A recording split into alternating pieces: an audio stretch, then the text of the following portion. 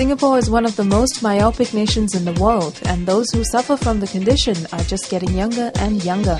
By the time Singaporean kids reach Primary 1, 25% of the students are myopic, and by Primary 6, more than half of 12-year-olds are myopic. What is causing this rate of myopia among our young? Apart from being genetically predisposed to myopia, Singaporean kids are not doing enough outdoor activities, says Dr. Audrey Chia, a senior ophthalmologist with the Singapore National Eye Centre.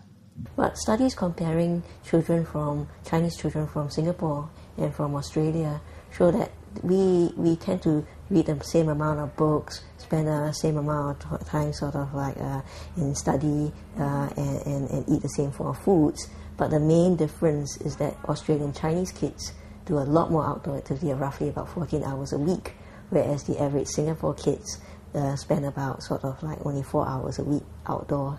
And the myopia rates in Singapore are very high, whereas the myopia rates in Chinese Australian kids are actually quite low. So that's why we're trying to promote more outdoor activity at the moment.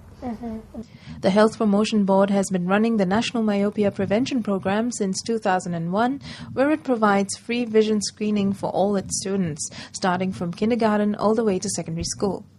HPB also promotes increased outdoor activity through its annual Eye Care Week by organizing outdoor activities such as kite making and gardening.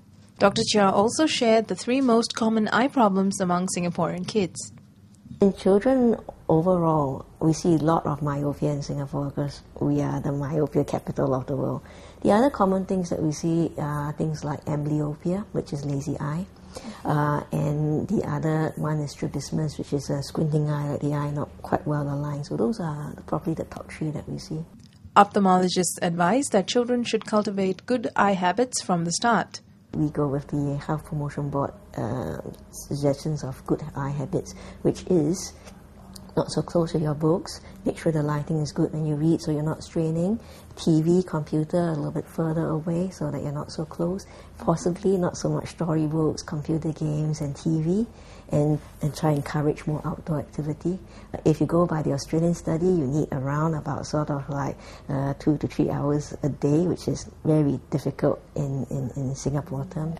And any eye problems children face should be addressed as soon as possible. When children hit 18, they can undergo refractive surgery with parental consent. We find out more about the latest refractive eye surgeries available in the next clip.